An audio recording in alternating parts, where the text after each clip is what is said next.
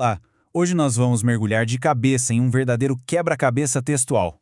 Já pararam para pensar como é possível que uma única palavrinha em grego em um só versículo possa dar origem a tantas traduções diferentes? Pois é, se preparem, porque a resposta para isso pode acabar redesenhando um mapa que todo mundo achava que já conhecia. Vamos começar olhando o versículo da discórdia, Lucas capítulo 1, versículo 78. Essa aqui é uma das traduções mais conhecidas, bem poética. Ela fala da aurora lá do alto. Uma imagem linda, né? E aqui, olha só, outra interpretação bem parecida. O foco continua sendo essa ideia de aurora. A ênfase é total na imagem do amanhecer, do nascer do dia. Em inglês, de novo, aparece um termo parecido, dayspring. É uma palavra bem antiga, super simbólica, que também remete à primeira luz da manhã. Ou seja, o foco continua sendo a poesia da coisa. Agora, em português, a nova versão internacional já traz sol nascente. A imagem aqui é um pouquinho mais concreta, mas a ideia ainda é totalmente metafórica. Fala de luz, de esperança, de um novo começo.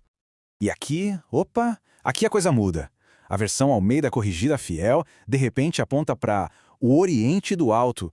De uma hora para outra, não é mais sobre um momento do dia, mas parece ser sobre um lugar, uma direção. Interessante. Bom, e isso nos traz a questão central. O que é que está acontecendo aqui? Será que todas essas traduções tão poéticas, tão bonitas, estão na verdade deixando passar um significado muito mais direto, mais concreto, que sempre esteve ali? Certo, então vamos fundo nisso. A gente vai usar uma abordagem que poderíamos chamar de leitura de impacto. E a premissa é bem simples, na verdade. E se o texto não estiver falando em metáforas? E se estiver falando de fatos? Fatos concretos, geográficos? Essa abordagem que a gente está falando propunha uma virada de chave, sabe? Uma mudança radical. Em vez de olhar para a palavra como um símbolo de esperança, um novo começo, não, vamos tratar essa palavra como se ela fosse um ponto no mapa. É uma troca da poesia pela geografia. Então aqui está o ponto crucial de tudo. Antes de ser um poema, a palavra grega Anatoli é basicamente uma direção numa bússola. É o ponto cardeal leste, simples assim. E olhem só como isso fica claro no uso. Esses exemplos mostram de forma brilhante como o termo é usado o tempo todo de forma literal, na Septuaginta, que é a tradução grega do Antigo Testamento. Repetidas vezes, Anatolé significa uma direção física, um lugar real de onde algo ou alguém está vindo. Agora, vamos para a nossa primeira peça de evidência. Vamos ver como essa ideia se constrói, voltando séculos antes do Evangelho de Lucas ser escrito. Essa afirmação é impressionante, para dizer o mínimo. O profeta Zacarias está falando de uma figura específica, e na Septuaginta grega o nome dele é literalmente Anatolé. Não é uma metáfora, é um nome próprio. E o contraste aqui nesse slide é o que torna tudo tão interessante. A tradução mais comum nos dá renovo, que é um símbolo de crescimento, uma metáfora. Mas a leitura literal da palavra grega, Anatolé, aponta para uma origem geográfica, o homem que vem do leste.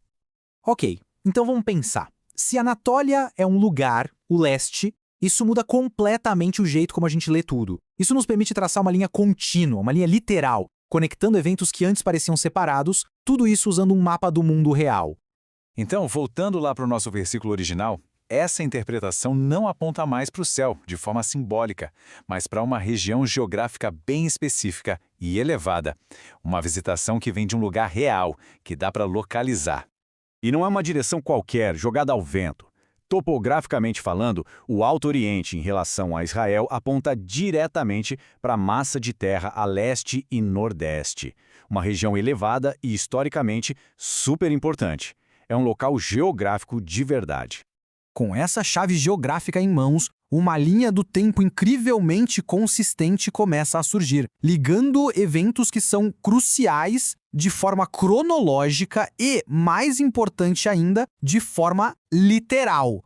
Essa linha do tempo mostra um fluxo que é direto, cronológico e geográfico. Tudo começa com a profecia de Zacarias sobre alguém vindo do leste. Depois, avança para o anúncio de João Batista sobre uma visitação do Alto Oriente. Em seguida, o que a gente tem? Uma visita literal de magos, que vem de onde? Do leste. E para fechar, tudo culmina com o quê? O estabelecimento das 7 igrejas exatamente nessa região, a Anatólia. É como se fosse uma rota contínua traçada num mapa.